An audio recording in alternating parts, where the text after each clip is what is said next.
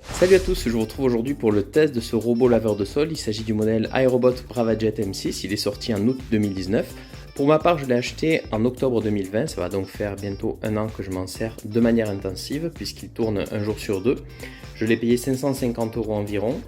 C'est un robot qui succède à un modèle sorti en 2017 qui était le Scuba 450, qui n'avait pas forcément eu de belles éloges dans la presse spécialisée, alors que ce modèle-ci a été plébiscité par pas mal de sites.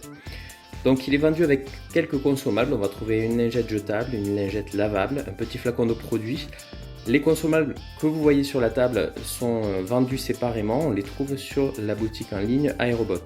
Et donc le robot laveur est vendu avec sa station de charge, qui va permettre de recharger les batteries de l'appareil. Au niveau du fonctionnement, c'est un robot qui se commande essentiellement par smartphone, mais il est toutefois doté de boutons de commande en face avant qui vont permettre de le démarrer si on n'a pas de smartphone à proximité. Donc là, le bouton clean va permettre de lancer le robot et on peut choisir entre un nettoyage localisé ou intégral.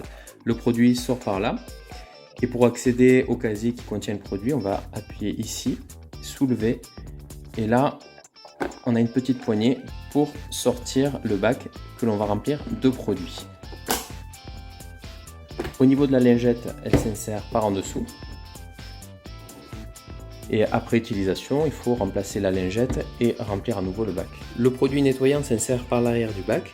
Là, ce que vous voyez, c'est un bouchon qui empêche les fuites et donc on verrouille avec un quart de tour.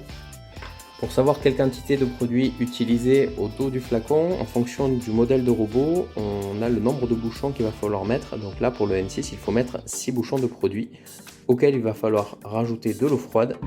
Ensuite, on ferme le bouchon et on secoue énergiquement avant de l'insérer dans l'appareil. Les lingettes à usage unique sont vendues par lot de 7. Là, vous les voyez en recto et verso. Et après utilisation, je disais il y a quelques instants qu'il fallait jeter la lingette. Vous comprenez pourquoi au regard de la vidéo. Donc elles sont sales et imbibées de produit. Donc là, je viens de remplir le bac entièrement et j'ai mis une lingette neuve. Et je vais donc pouvoir lancer l'appareil. Donc je le positionne sur sa base. Et après, je vais vous montrer comment on l'utilise avec l'application iRobot depuis le smartphone. Donc je lance l'application iRobot sous Android. Donc on a en haut à gauche une petite icône qui permet d'accéder aux informations de son compte, ajouter un robot, commander des consommables. On peut aussi acheter des consommables directement sur le site de iRobot. De petites icônes en forme de point de repère qui désigne la carte va permettre donc d'accéder à la cartographie de l'étage dans lequel travaille le robot. Donc là, moi, je l'ai positionné au rez-de-chaussée. Donc la carte, comme on peut voir, j'ai divisé la pièce en différentes parties. Donc tout en bas, vous voyez qu'il y a un diviseur de pièces, étiquette de pièces, zone, etc. Donc j'ai utilisé en fait ces différentes icônes pour créer un espace cuisine, un espace salon, etc. Donc je reviens précédemment. Et donc là ensuite, après avoir créé ces différents espaces, j'ai créé des favoris. Donc par exemple, si je veux que le robot nettoie uniquement le salon, si il doit nettoyer les toilettes et le sas, si je veux qu'il nettoie tout sauf la cuisine, etc. Et on a les temps approximatifs de nettoyage qui sont affichés. On peut décider de programmer le robot, avoir accès à l'historique de nettoyage. Et dans les paramètres du robot, donc on va avoir les réglages Wi-Fi. On va pouvoir utiliser l'appairage avec Alexa ou bien avec l'assistant vocal Google. Et les mises à jour du robot sont automatiques, donc ça c'est plutôt pas mal. Dernier point, on a une traduction vocale intégrale en français. Voilà. Donc là par exemple, si je veux que le robot nettoie la cuisine, je vais aller sélectionner mon favori cuisine seulement. 21 minutes de temps de nettoyage.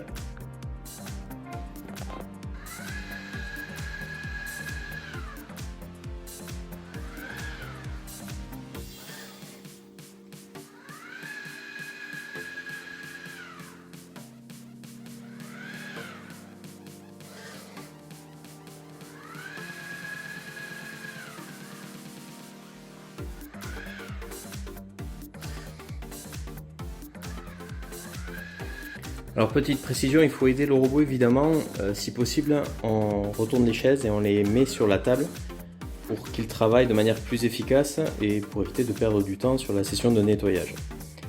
Donc voilà, vous avez une petite idée sur le fonctionnement de l'appareil. Après on le laisse travailler. La condition c'est qu'il y ait de la lumière dans la pièce parce que sinon il va se mettre en défaut, puisque la caméra fonctionne en temps réel pour cartographier la pièce. Voilà.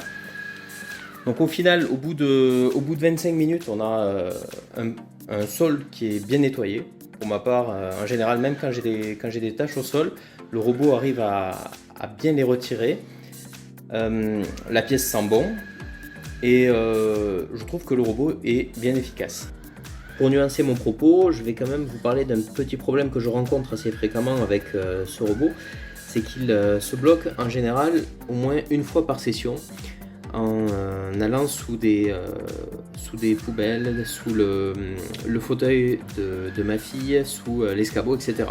Donc par exemple, quand il va dans cette zone, donc sous la poubelle Brabantia, il va faire des allées-venues et puis au bout d'un moment, je vais avoir un témoin sonore et le capot s'ouvre.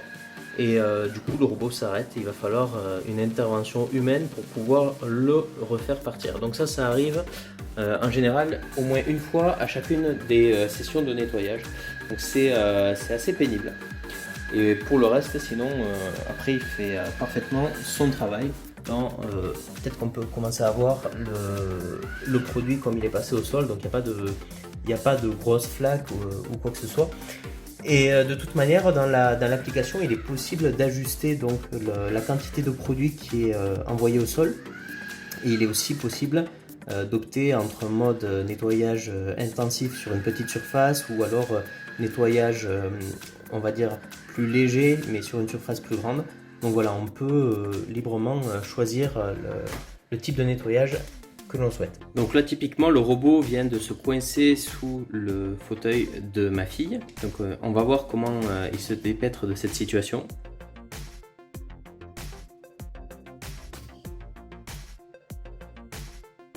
Quand j'expliquais qu'il fallait mieux mettre les chaises retournées sur la table, c'est pour éviter ce type de situation où on va perdre du temps, le robot va se décharger progressivement, le nettoyage ne va pas se faire et au final on n'est pas content de ce qui se passe.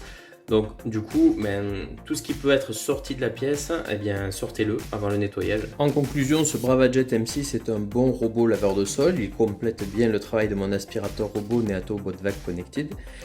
Il nettoie bien mon rez-de-chaussée, il nous aide bien au quotidien à maintenir la maison propre. Je regrette simplement les blocages aléatoires du robot et le prix si élevé qui le destine encore aujourd'hui à un public restreint. Au niveau des points positifs, c'est un robot laveur qui est efficace, il a une bonne autonomie puisque je peux le faire tourner pendant 2 heures sans avoir besoin de le remettre à sa base pour le recharger. Il est silencieux, ça se voit surtout quand on le compare avec un aspirateur robot, la différence est flagrante au niveau du bruit. L'application iRobot est intuitive, il est simple d'utilisation, il est léger, je le trouve aussi discret, j'apprécie que les mises à jour soient automatiques et qu'il y ait une interface vocale en français. Au niveau des points négatifs, je regrette que ce robot se bloque aléatoirement, au moins une fois par session. Il est vendu à un prix élevé, je rappelle que je l'ai payé 550 €, mais on peut le trouver généralement à 600 €. Les consommables sont également coûteux, il faut les remplacer une fois par mois, voire une fois tous les 2 mois en fonction de la quantité de lingettes ou de produits que l'on achète. Et la dernière chose que j'aurais aimé, c'est qu'il puisse communiquer avec l'écosystème Neato, ce qui n'est pas le cas. Et pour finir ce test, voici mon évaluation sur ce produit. Je lui donne un 4 sur 5 au regard des points positifs et négatifs que je viens de citer. Ce test est maintenant terminé, j'espère qu'il vous a intéressé. Moi je vous retrouve prochainement pour une autre vidéo. Salut!